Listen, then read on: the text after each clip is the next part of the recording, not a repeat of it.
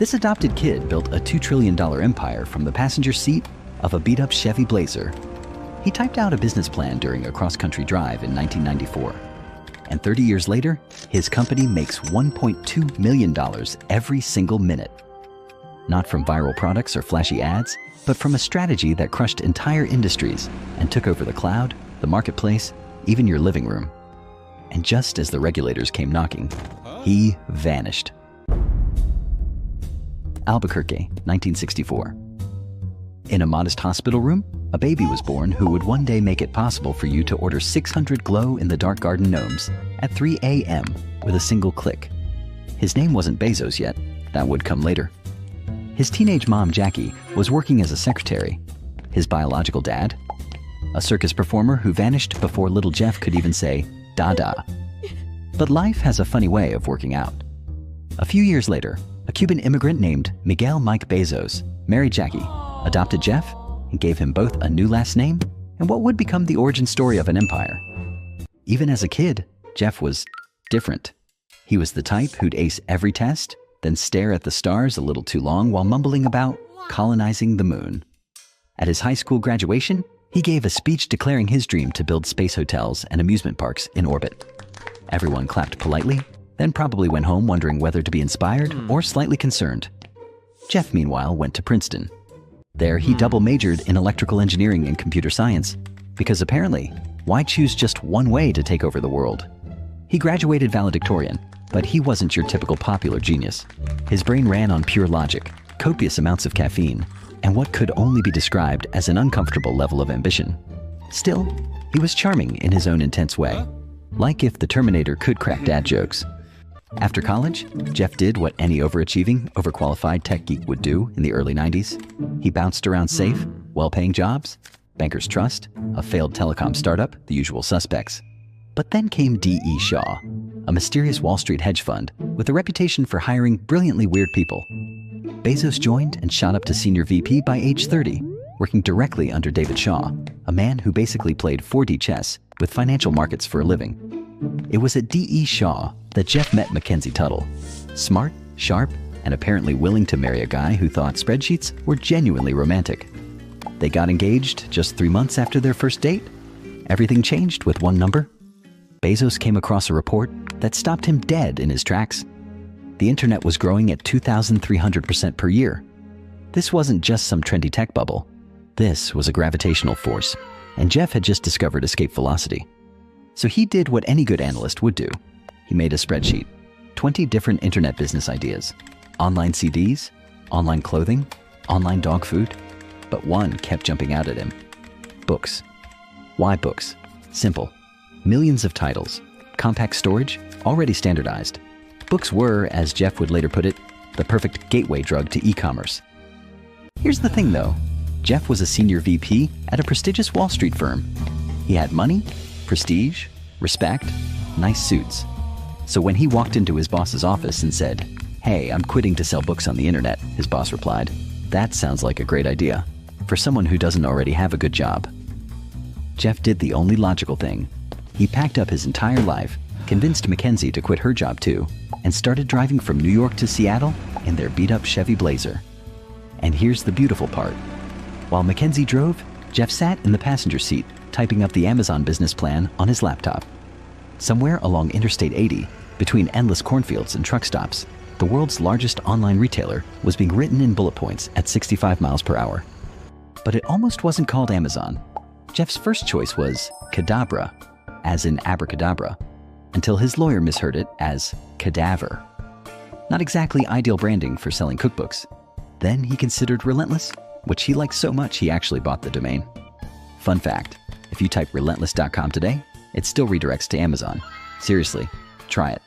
But finally, he settled on Amazon. Why? It started with A, so it would show up early in alphabetized lists. Plus, according to Bezos, it was the biggest river in the world, which was perfect because Jeff didn't want to build a bookstore. He wanted to build the everything store. Back then, there was no AWS, no Alexa, no Prime. Just a man in a garage with a dream, a fax machine, and what friends described as a laugh like a hyena inhaling nitrous oxide. But here's what nobody, not even Jeff, fully realized at the time. This wasn't just another startup. This was the beginning of a 30-year siege on retail, logistics, and cloud computing. He was just a guy with a laptop and a business plan. But soon, he'd become something much more dangerous.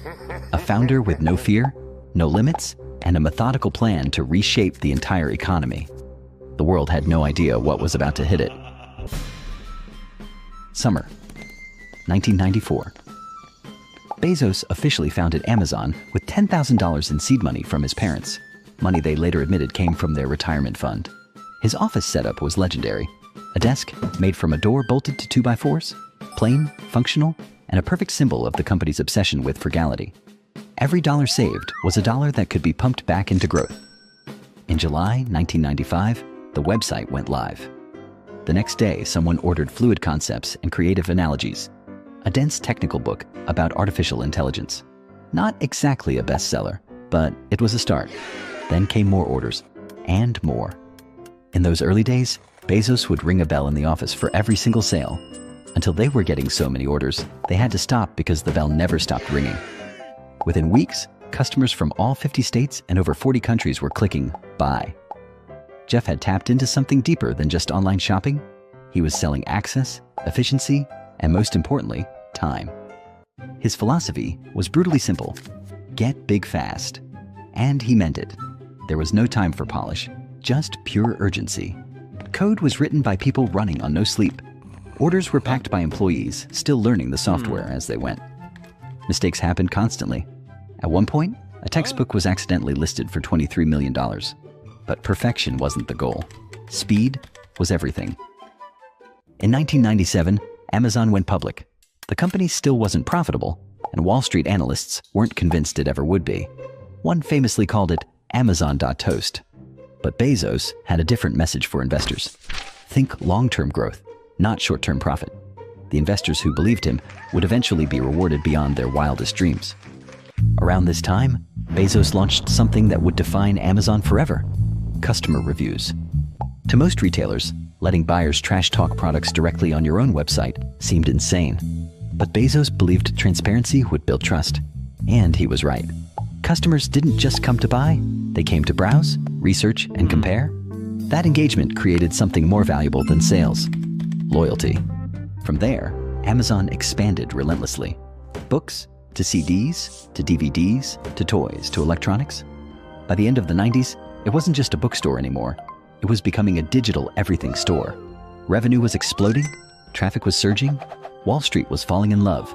Amazon had become the poster child of the new economy. But Bezos wasn't just focused on what they were selling. He was obsessing over the infrastructure that made it all possible. In 2000, he made a move that seemed counterintuitive. He launched Amazon Marketplace, inviting third-party sellers to compete directly on Amazon's platform. Most people thought he was crazy. Why invite competition? But Jeff saw the bigger picture. Marketplace let Amazon grow its catalog without holding inventory.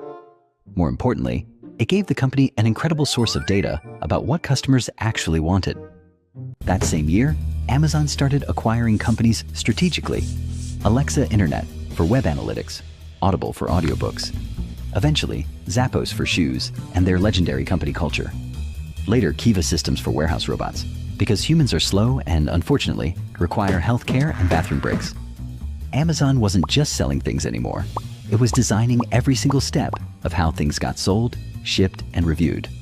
But just when Amazon seemed unstoppable, disaster struck. March 2000. The dot-com bubble burst. Tech stocks imploded overnight. The wild optimism of the 90s curdled into pure fear.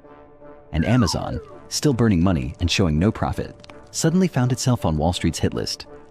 The stock crashed from over $100 to just $6. Headlines screamed, Amazon.bomb. Analysts predicted bankruptcy within months. The company that once rang bells for every sale was now setting off alarm bells across the entire industry. Inside Amazon, the mood was dark. Layoffs came in waves. Perks disappeared. Side projects got axed. The grand vision of the everything store suddenly looked like an expensive fantasy built on nothing but hype and venture capital fumes. For Bezos, the crash was deeply personal. He had convinced the world that Amazon wasn't a gamble. It was the inevitable future. Now that future was hanging by a thread. But instead of panicking or looking for a bailout, he went cold. Surgical. He slashed the burn rate, streamlined operations, cut entire teams. The door desks stayed, but the luxury of experimentation was gone. This was Amazon's crucible, the moment that would either kill the company or forge it into something unbreakable. Most of Amazon's .com peers, Pets.com, eToys, Cosmo, vanished into digital oblivion. Amazon barely survived, but it did survive. And in surviving, it transformed into something much more dangerous than it had been before. The transformation wasn't just philosophical, it was operational. By 2002, Bezos had a new obsession: build fast, scale harder, and never get caught off guard again. First target? Logistics. Amazon broke ground on massive fulfillment centers across the country: Nevada, Kentucky, Ohio. Inside these warehouses, the chaotic energy of the garage days was replaced by something colder and more precise: conveyor belts, barcode scanners, robotic arms, and software that tracked every package, every person, every second. This wasn't just e-commerce anymore. This was the birth of a logistical empire. Then came the kill shots. 2005, Amazon Prime. 2-day shipping, unlimited, no minimum order. To customers, it felt like pure convenience. To competitors, it looked like financial suicide. Industry analysts scoffed, free shipping on everything? They'll bleed money and be dead within a year. But Bezos knew something they didn't. Prime wasn't a customer perk, it was a psychological trap. And it worked beautifully. Customers who joined Prime didn't just stay, they transformed. They bought more. They clicked faster. They stopped comparing prices elsewhere. Customer loyalty wasn't being earned through great service. It was being systematically engineered. 2007, the Kindle. Amazon took aim at books again, but this time they weren't just changing where people bought them. They were changing what books actually were. The Kindle looked like a calculator that had married a notepad. Critics called it clunky and awkward, but readers? They devoured it. Within a few years, independent bookstores were shuttering across the country. Entire publishing business models collapsed overnight. Amazon had quietly, efficiently replaced paper with pixels. But the biggest revolution was happening behind the scenes, almost by accident. In the mid-2000s, Amazon's own tech teams were drowning trying to manage the company's explosive growth. So they built something new: modular infrastructure, flexible storage, elastic computing power that could scale up or down instantly. That internal project became Amazon Web Services. By 2006, AWS quietly launched to the public. What had started as an internal necessity became one of Amazon's most powerful weapons. Soon, AWS was powering Netflix, NASA, the CIA, and ironically, even parts of Walmart's operations. While companies were fighting to survive Amazon's retail dominance, they were unknowingly paying rent to use Amazon's servers. Bezos hadn't just built a store. He'd built the backbone of the entire internet. And then things got controversial. As third-party sellers flooded into Amazon's marketplace, many noticed something disturbing. Products that performed well would suddenly face eerily similar Amazon-branded competition. Same features, lower prices, better search placement. Sellers started whispering, then shouting. Amazon was using their own internal data to clone successful businesses and crush the very people who had made them successful. Amazon denied any wrongdoing, calling it coincidence rather than strategy. But to outsiders, it looked like a platform systematically devouring its own ecosystem. Bezos wasn't just beating competitors anymore. He was studying them like specimens, and when the moment was right, he absorbed what worked and discarded what didn't. The body count was staggering. Borders, Circuit City, Toys R Us, Radio Shack. One by one, retail giants that had dominated for decades collapsed under pressure that Amazon had helped create. Even Walmart, once considered untouchable, was forced to completely rebuild itself from the ground up just to compete. Inside Amazon, the corporate culture matched this ruthless efficiency. Meetings were lean, structured, and demanding. PowerPoint was banned. Bezos preferred 6-page written memos that required actual thought, logic, and data. Emotion didn't drive decisions, systems did. As one executive recalled, Bezos had a simple mantra: good intentions don't work, mechanisms do. His most famous line, "Your margin is my opportunity," wasn't just a clever slogan, it was a threat. Entire industries began restructuring themselves just to avoid becoming the next Amazon case study. Over time, Amazon evolved from a company into something more like a machine. Everything was optimized: fulfillment, pricing, recommendation algorithms, even customer behavior itself. Prime didn't just lock in customers, it conditioned them. It trained millions of people to expect speed, simplicity, and invisible efficiency. And once they adapted to that new reality, there was no going back. At the center of it all was Bezos. Part brilliant engineer, part military strategist, Amazon wasn't just a marketplace anymore. It had become the invisible infrastructure of modern capitalism itself. But no machine runs forever. And Bezos? He was already building his exit strategy. By the late 2000s and 10s, Jeff Bezos wasn't just wealthy. He was small nation wealthy, richer than entire countries, more influential than most world leaders. The guy who once packed books in a garage now controlled a global empire that touched nearly every aspect of modern life. The physical transformation was striking too. Gone was the awkward tech nerd with the goofy laugh.